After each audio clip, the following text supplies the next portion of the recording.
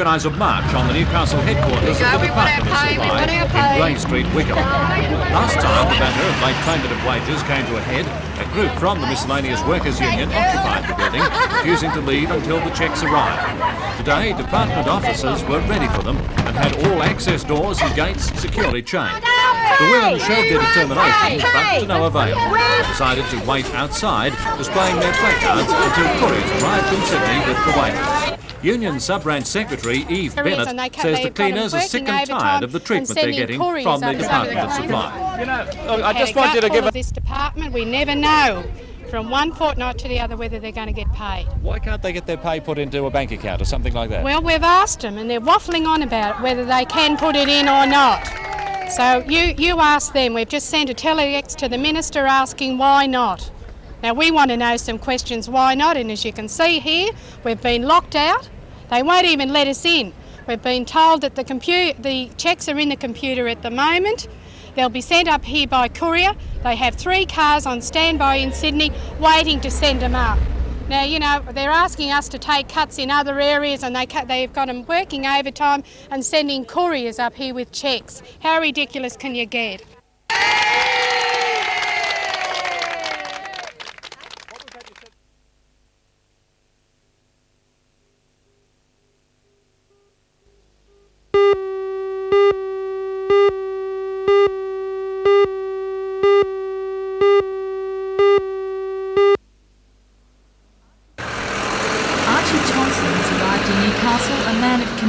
And purpose. Based in Melbourne, he's a minister and the founder of a home for destitute young people. But Archie believes there's a lot more that can be done for the youth in Australia.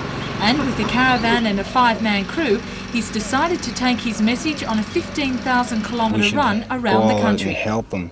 And by running around Australia, by showing my faith and my love to the Australian youth, I believe that I can achieve my purpose and cause in order to open up homes and rehabilitation centres and get the kids off the street. The 49-year-old Scottish-born marathon runner who's competed against champions such as Darren Clark and Deke Costella believes that 1985 has done little for the international youth. Nothing.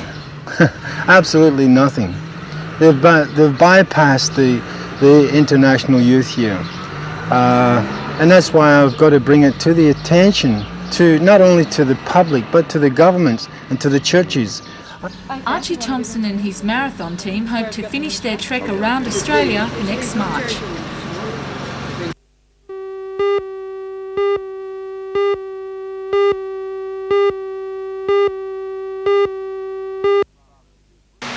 Father Stephen Williams is the director of the Anglican Church's Samaritans, and he says that every week the organisation's op shops need 4,000 kilos of donated clothing to satisfy the demands of the poor. At the moment, the supply of clothing is almost exhausted. Mark, at this time of the year, we're just changing over, of course, from our winter clothing to our summer clothing. And for a lot of people, that's very difficult. They don't have it. And if you can imagine what it's like to have kids at school, for example, who don't have summer clothing to wear, it's very embarrassing for them. They're the kids that are the odd ones out. And that's one reason for the demand. Another reason, obviously, is that the level of poverty in Newcastle is increasing. And the number of people who are caught in this poverty trap, who aren't able to go to the normal clothing stores to buy their clothing, is increasing. Now, if people want to donate clothing, what should they do? If they want to donate clothing, Mark, they can leave them outside almost any Anglican church in the city. There's a yellow bin like this one here, and there are also other clothing bins with other agencies. We will all appreciate that additional clothing to give to the poor.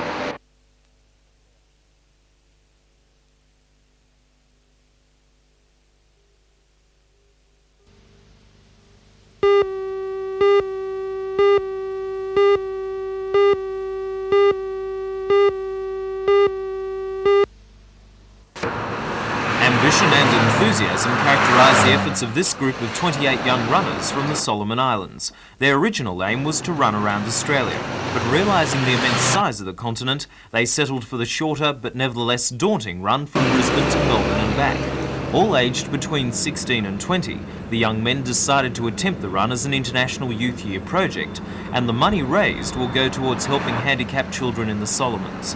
Despite yesterday's lengthy run from Taree to Newcastle, the group was still full of energy, and today they will appear in several local shopping centres performing traditional island dances. So far, donations have been slowly coming. The group leader, Brother George, is hoping Australians will respond generously. Here in Australia, the Lions clubs are really supporting us, and anyone who like to donate some money towards this aim for our students can donate it to the Lions clubs. But if they can say that it is for the handicap centre in the Solomon Island, the Lions clubs know where to send it to. Thank you, that's great.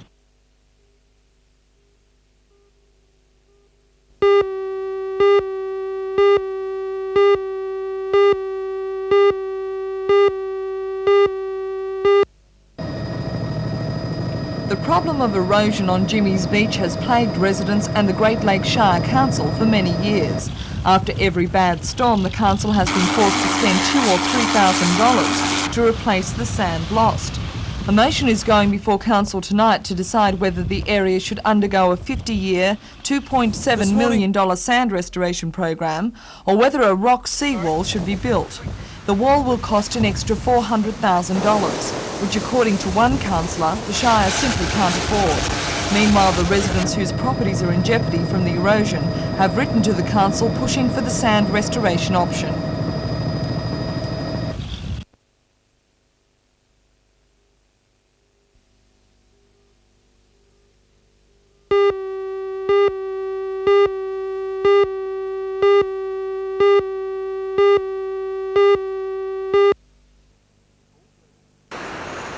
If all goes to plan, the State Recreation Area will cover a majestic stretch of coastline from Merewether Heights to Dudley.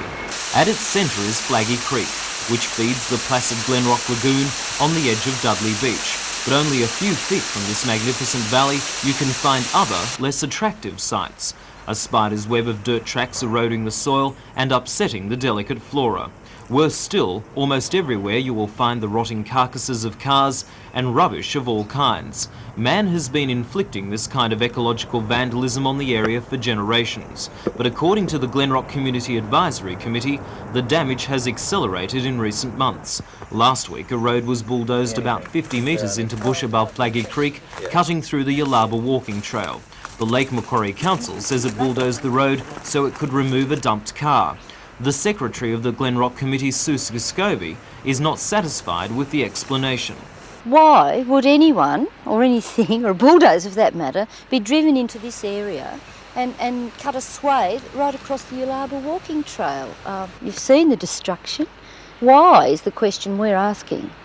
To Suska, the road is only the latest example of the continuing degradation of the area. The erosion from trail bikes and four-wheel drive vehicles is quite severe. The erosion from runoff, from the quarry, for example, or various other areas, or the sewage outfall causes problems. Dumping of rubbish is another major problem. The area really is just being used as everybody's backyard garbage dump at the moment, and it really must stop. In the Merewether section of the Glenrock area lies the Bailey estate and its disused quarry. The gates to the quarry were unlocked 3 months ago, and since then it has become an illegal dumping ground for rubbish. Meanwhile, Newcastle City Council has increased excavations in its quarry nearby. According to the Glenrock Committee, the quarry has doubled in size this year, and it says the rains are washing debris down the valley and silting up Glenrock Lagoon.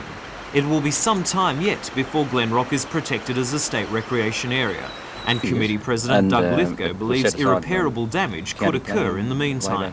Probably will take 6 months or 12 months before the state recreation area is actually underway. And whilst that's happening, you've got no management, so it's up to everybody to treat the area in a much more sensitive way. And that includes the City Council in their operations here. They've got to wind them down. Rubbish dumpers have got to go to the council rubbish dump with their rubbish in the proper way, and places like this have got to be restored.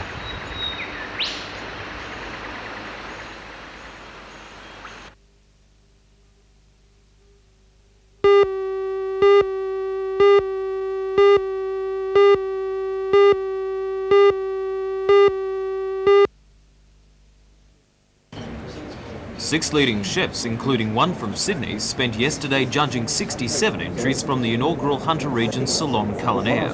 The competition, which was organised by Nestles, attracted a wide variety of dishes from hors d'oeuvres to desserts. According to the judges, the cooking was of a surprisingly high standard, indicating the quality of professional chefs in the region. Last night, the winners were announced at a black tie dinner at the Merewether Golf Club, and it was 21-year-old Greg Sinclair, who was a chef at the club, who won the open section and the Perpetual Trophy. His winning entry was a seafood platter, praised for its simplicity and uncluttered presentation. Greg says the key to good cooking is originality. Different. Do a bit something different than just your normal, average, whatever the restaurants are doing, just something different besides that. What's your future now? I stay here at the Merewether Golf Club until I decide where I want to go, or maybe I'll go down to Sydney, maybe I'll go overseas, I'm not quite sure.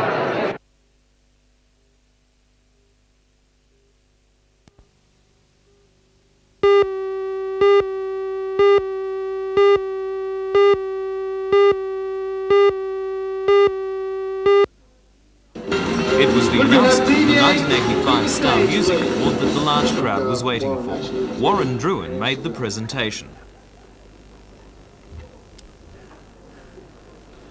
The 1985 Star Professional Music Award winner is DV8.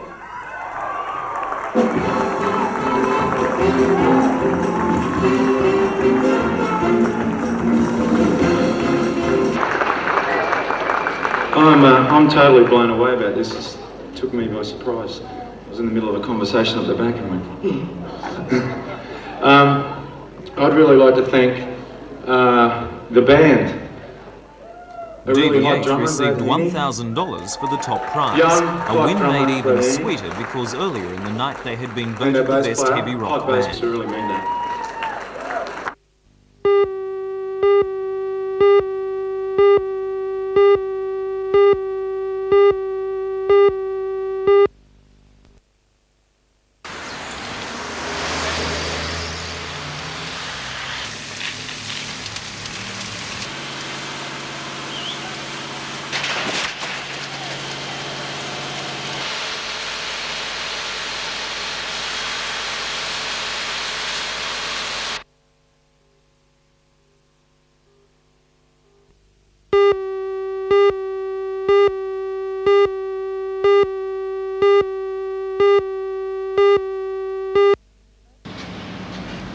Over the years, the Hunter Valley has seemed the natural place to establish power stations. After all, the coal is here and the workforce. But now the Minister for Energy, Peter Cox, has ordered an inquiry into future power generation. While speculation is rife that the Electricity Commission has already selected Toybrook near Muswellbrook, other areas such as the Illawarra, where unemployment is increasing, and the Riverina, where the Oaklands coal project has begun, are now being considered for power station sites. A number of groups, such as the Joint Coal Board, have already addressed the inquiry, and next week the Commissioner will move to Gosford to hear submissions from the residents and interest groups here. The Hunter Development Board will be represented by Peter Murray and Professor Alan Carmichael, who will address the inquiry. While not opposed to the Hunter Development Board Professor in no Carmichael way says objects the board to will develop. stress that it must be balanced. Do you think this area could cope with another power station at this stage? Oh yes, I think it can cope with power stations, but we don't want to see them sited side by side because they tend to accentuate the pollution problems, and it's a much more difficult thing to overcome than, say, if they were properly scattered. I think concentration of power stations is a very important matter. We've got to consider their placement in the future in much more detail.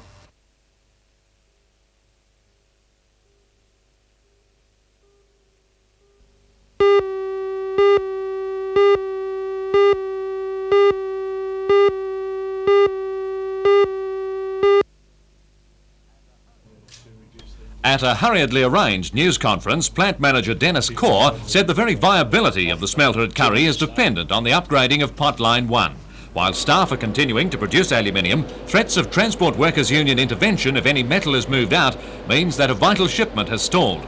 Mr. Corr showed journalists this telex from a major Japanese customer, which says he'll go elsewhere if the 46 kiloton shipment is seriously delayed.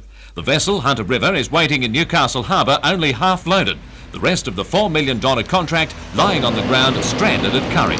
plant manager says the FIA is being totally unreasonable in its approach to the matter of upgrading the works.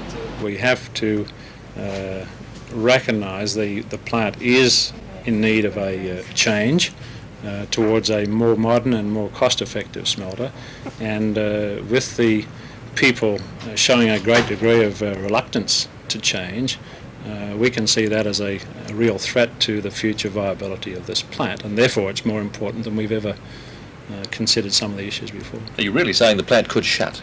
Certainly portions of it would be at risk if in fact we could not go ahead and modernise this plant.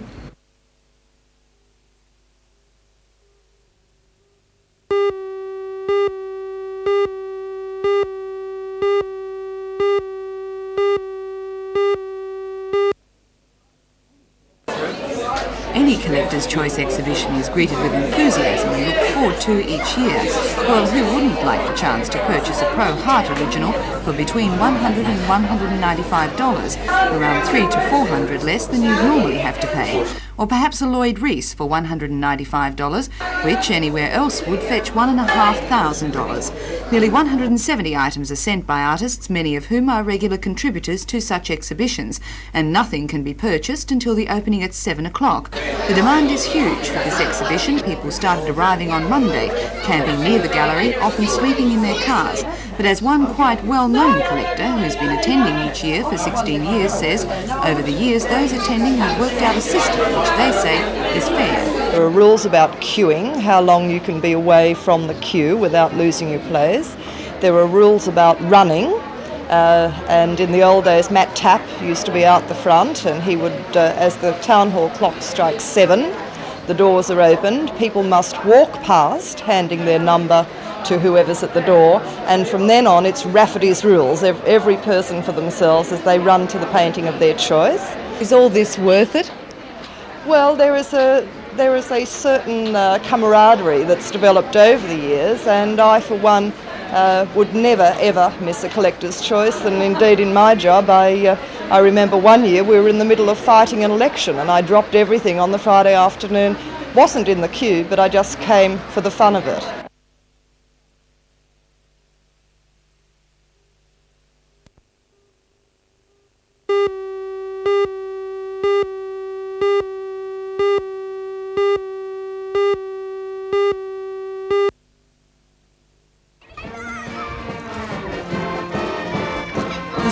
Opened back in 1860 when the junction was the meeting place of two important railway lines from the Burwood Estate and the Australian Agricultural Company on their way to the harbour. It was established to meet the need of the growing population, and the story remains the same 125 years down the track. Most people came in period costume to get in the spirit of the occasion. For former students of the school, perhaps the most poignant and constant reminder of their primary school days is the old school bell, which has rung every school day since December 1860.